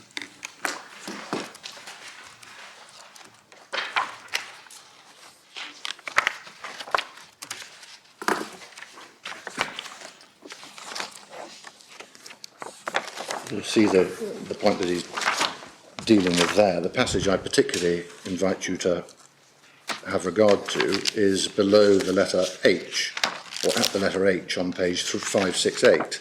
But the question in the end is one of construction. When a special or qualified statutory remedy is provided, it may well be inferred that Parliament intended to exclude any common law remedy. And here, bear in mind, this was a restitutionary claim being advanced. Any common law remedy which would or might have arisen on the same facts. That goes directly to my Lord's point. And you'll see, 53 of the, yeah. You'll see the nature of the argument that was advanced from paragraph 53.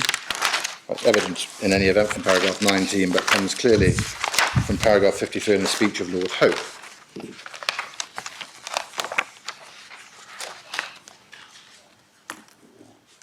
Here it was the revenue that was saying that Section 33 was an exhaustive provision which covered the whole field of recovery for payments made under a mistake by the taxpayer.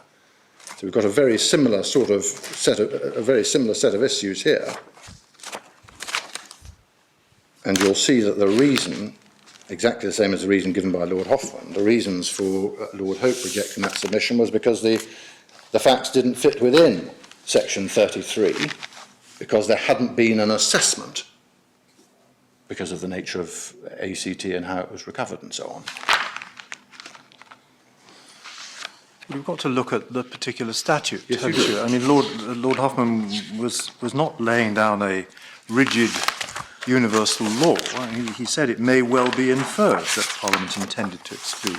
So you have got to look at the whole of the statutory context and the words used in the particular statute.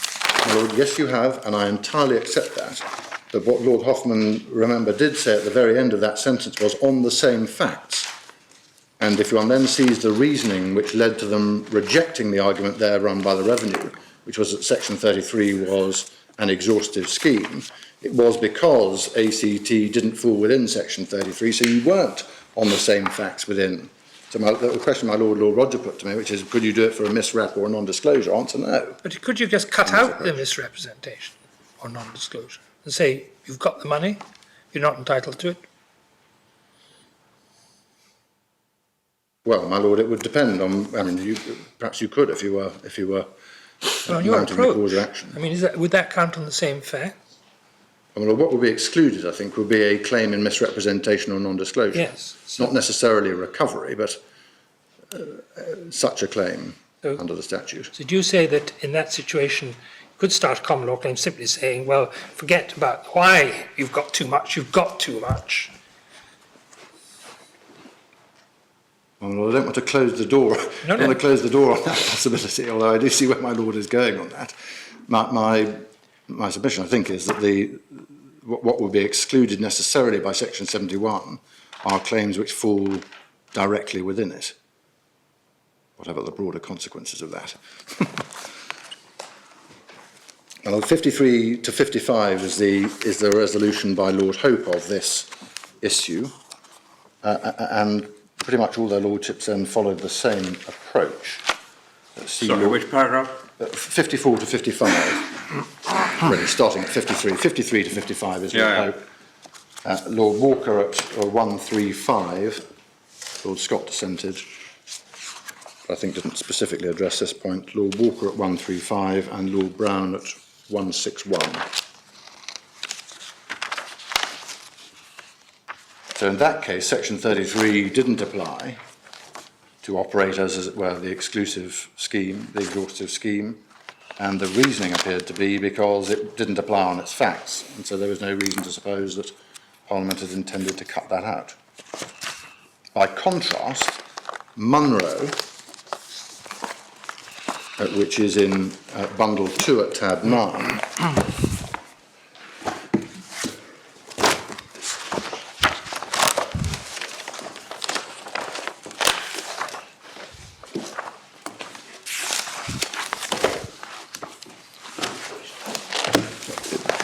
Bundle 2, tab 9. Thank you.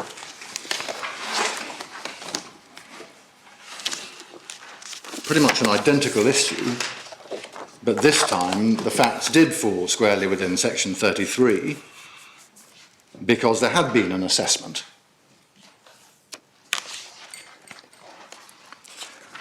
The case is notable because there's a very helpful analysis of all the relevant authorities on this sphere. It's quite a long passage, but in paragraph 19 in the judgment of Lady Justice Arden, you'll see a very long quotation starting at paragraph 10 within paragraph 19 from the judgment below with which the Court of Appeal entirely agreed of Sir Andrew Morritt, the Chancellor, and he summarises in over 3 or 4 pages up to page 85 just by the letter F. That's all a quotation from the judgment below of Sir Andrew Morritt. But that's a helpful pulling together of all the relevant authorities. The reasoning of the Court of Appeal is in essence contained in paragraphs 21, 22 and 23, starting on page 86.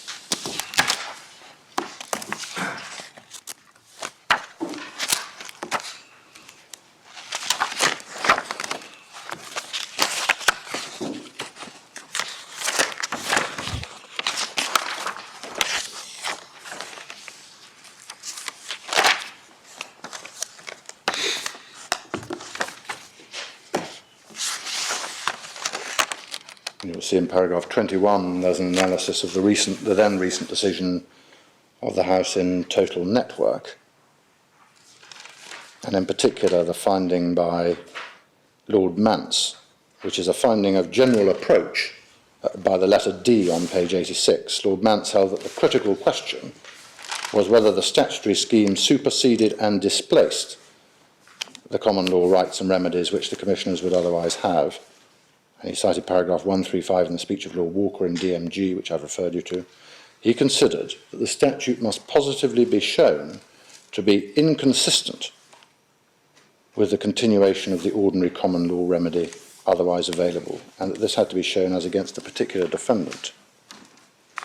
And then dropping down below the letter F, but the fundamental assumption of all the speeches, these are the speeches in DMG that I've referred you to, was that in order to displace a common law remedy, the statutory remedy had to be inconsistent with it.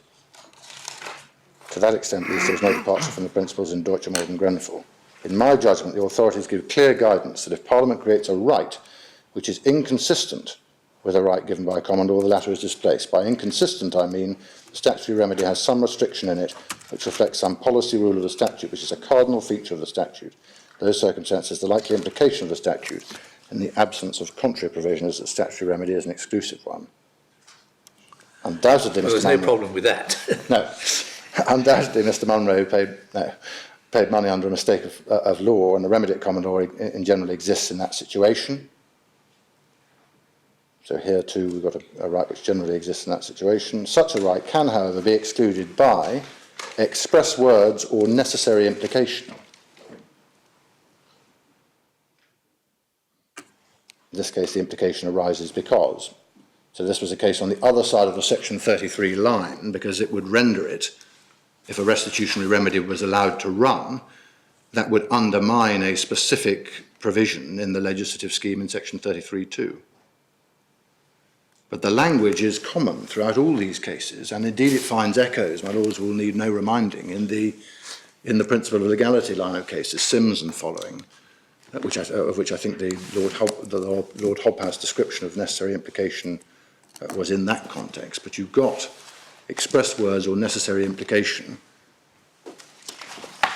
as the correct approach in principle and generally in all cases in which the assertion is that Parliament, by providing a remedy or a specific statutory right, has thereby excluded, almost always implicitly, because if it's done so expressly there won't be the argument, but that Parliament has implicitly excluded the pre-existing common law right.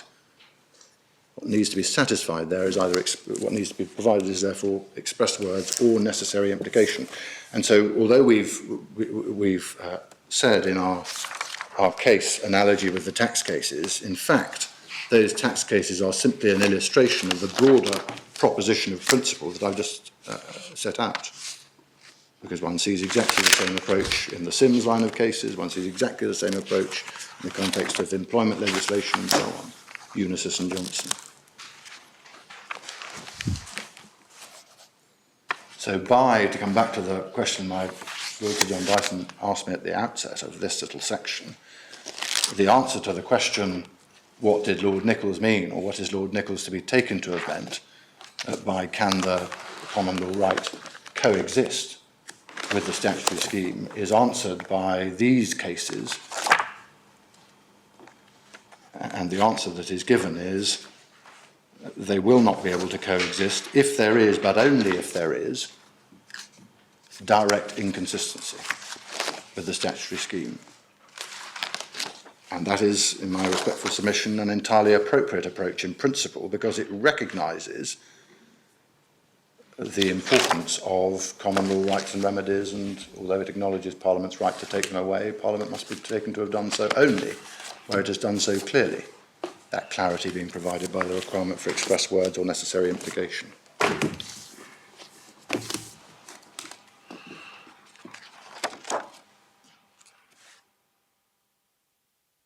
My learned friend says, in answer to those submissions, that there was no common law right under the pre-existing regime. As we've understood it, if I've understood it correctly, the argument proceeds on the following basis. He says, first of all, you couldn't have recovered at common law at any time up to 1998. when the merging of functions occurred.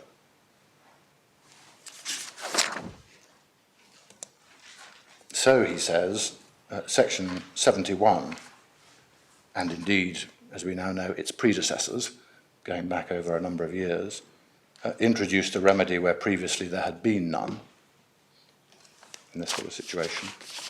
And so, he says, we are not in territory in which we are abrogating, or Parliament is abrogating common law rights, and this is the particular leap. It involves, Section 71 can thereby be inferred as involving an exclusive regime, or providing for an exclusive regime. Well, as an answer to that, we say first, well, test it by assuming that the first proposition is right. Assume, for the sake of this, that our learned friend is right, and there wasn't a common law right to recover until the 1998 Act, which brought about the merger of functions because of the distinction between determiner and payer. Well, if that is right, the second proposition would indeed follow. Section 71 and its predecessors would indeed have introduced a remedy where previously there had been none. But we respectfully submit that neither of those propositions leads to the third. It doesn't lead to the proposition that Section 71 provides an exclusive regime. Other inferences, indeed, we submit are not merely possible, but more likely. Firstly, and I hope without too much repetition, there's nothing to indicate that Parliament intended to make it exclusive. If it had wished to do so, it could easily have said so, and would have been expected to say so. Secondly, the introduction of a special remedy does not support preclusion of other less stern remedies.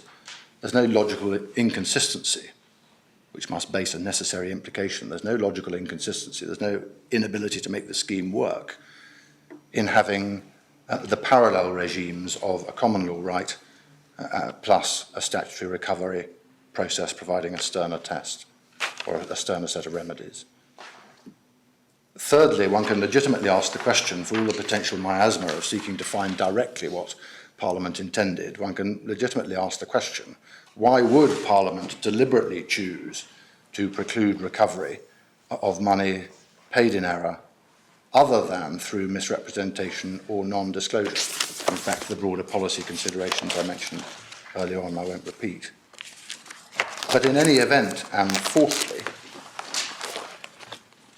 it is very, very difficult, we respectfully submit, to impute to Parliament an intention when these sorts of provisions were first introduced way back when, 1966 perhaps, but to impute to Parliament an intention to cut out a remedy for the future. So suppose, for the sake of argument, that there isn't a common law right in 1966, 1986 or whenever, assume that. The fact of the matter is that in 1998 there are now merged functions, and if that provided a technical bar to the restitution remedy, it's now been lifted. So there would now be such a remedy. But the real question is, can Parliament be assumed in enacting the earlier legislation, potentially as far back as 1966, to have intended prospectively? In other words, at a stage when the common law bar was lifted, did they intend prospectively to preclude a common law right from arising? If in the future the system changed so as to afford one, and that, in my respectful submission, is a very difficult intention to impute to Parliament. Well, is it? Isn't it more natural to assume that Parliament is enacting a statute on the basis of the law as it then is? If the law changes, the common law changes, then it's always open to Parliament to change the legislation.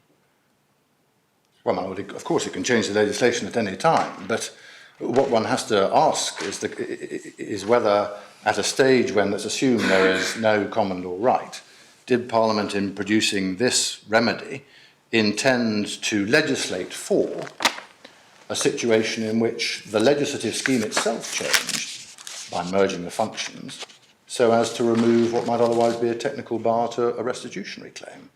And in my submission, that is a bold thing to impute to Parliament by way of intention. Of course, they can always change the law. But what has to be said is that when they produced this provision for the first time, they were in effect legislating not merely for the legislative scheme as it existed at that time with its separation of functions, but were also legislating with in mind the possibility that that legislative scheme may change by merging the functions some years later. And that is, in my respectful submission, a large leap in terms of imputation of intention. I mean, on that scenario, you are postulating that in 1966, or whatever it was, Parliament, at any rate, as at that date, was content with recovery only in respect of non-disclosure and misrepresentation.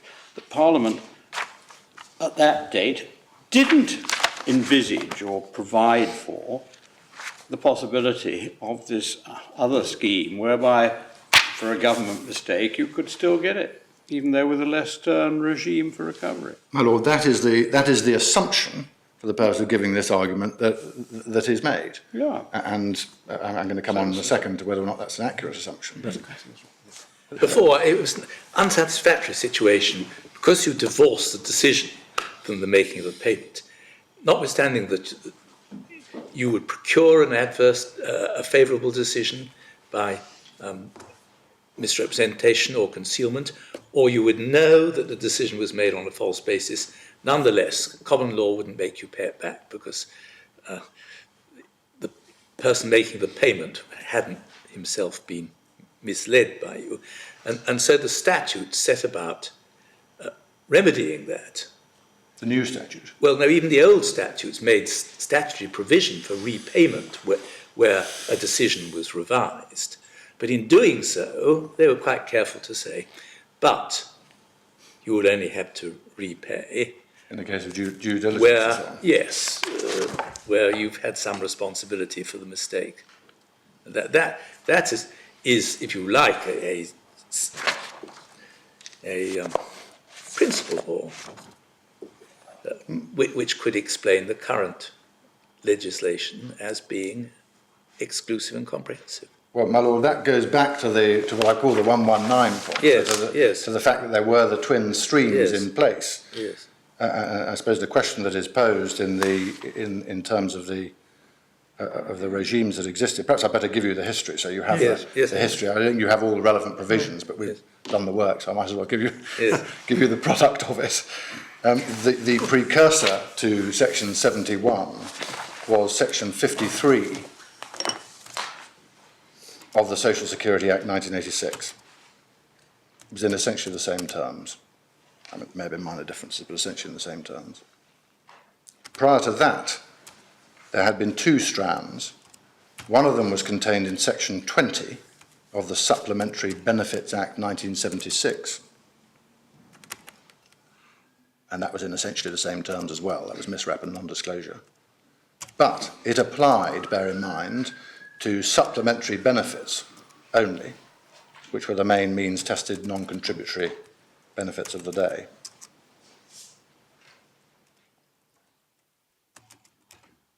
So in relation to means-tested benefits, one had the misrepresentation non-disclosure point. And bear in mind also, supported by, I'll come back to whether the assumption is right, but supported by the possibility at least of some common law remedies. You simply have in relation to that species, that type of benefit, you've got exactly the same type of provision as Section 71, and there is or isn't a common law remedy alongside it. So, I missed the reference, statutory reference for that. but Section 20 of the Supplementary Benefits Act.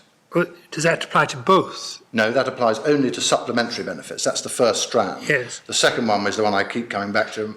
Lord Phillips has now raised on a couple of occasions, which is 119, Section 119 of the Social Security Act, 1975.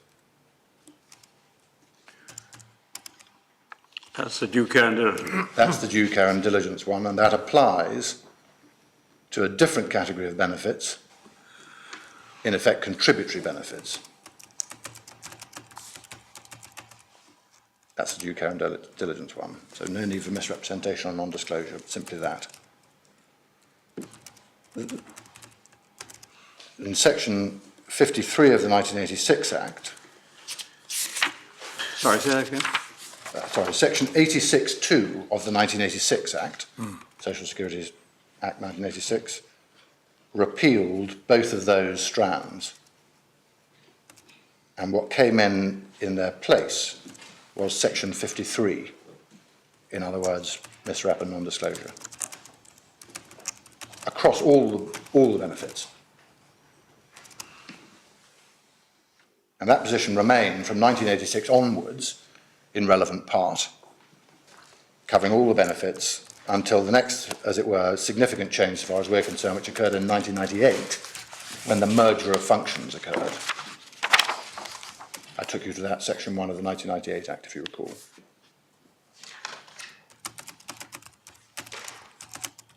I think they're behind, just to go back a little bit, behind section 20 of the Supplementary Benefits Act 1976. I think the provision before that was a 1966 provision.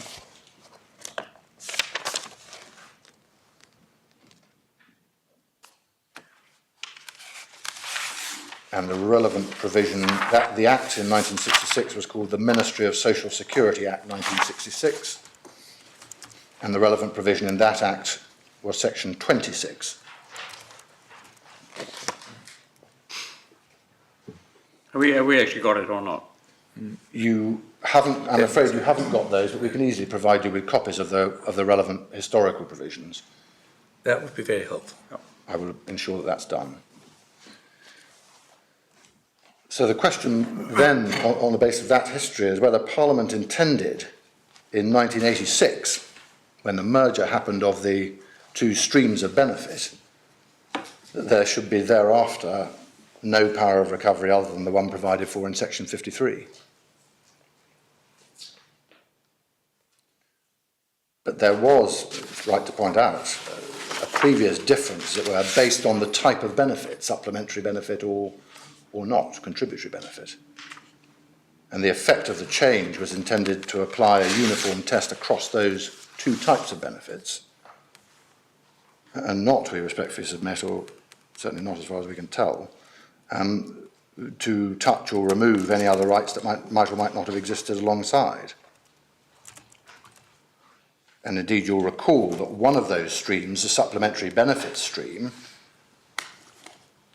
was, as it were, always, as section 71 now is, in relation to supplementary benefits. The position was always that you had the super remedy, as it were, with whatever existed or didn't exist alongside it.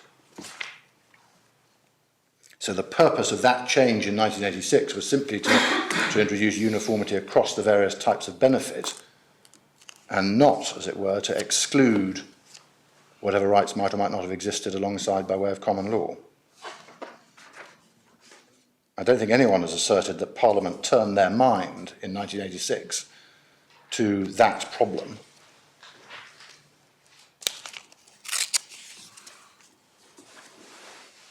And were legislating for that purpose. Rather, they appear to have been pretty centrally focused on whether or not the same test should apply for both sorts of benefits, and if so, what should it be? So what my learned friend has to contend for, and does contend for, I think, is that in effecting this change, Parliament actively intended to make the new provision exclusive, so that there couldn't ever be recovery for official error. And in order to do that, I respectfully submit, what has to be shown is that they were, as it were, fully alive to the fact that there couldn't be a common law recovery or could, and then legislated in the knowledge of that to achieve some sort of legislative effect. And we would go further. We would say that they have to be taken in 1986 to have been throwing their minds forward, assuming they did conclude no common law right at that stage, 1986, they'd be able to be taken to be throwing their mind forward and purporting to legislate for a possible future position in which the bar to the common law remedy, i.e. the split of functions between adjudication and the Secretary of State paying, no longer existed. And that's a surprising intention to impute, in my respectful submission, for all the reasons I've gone through.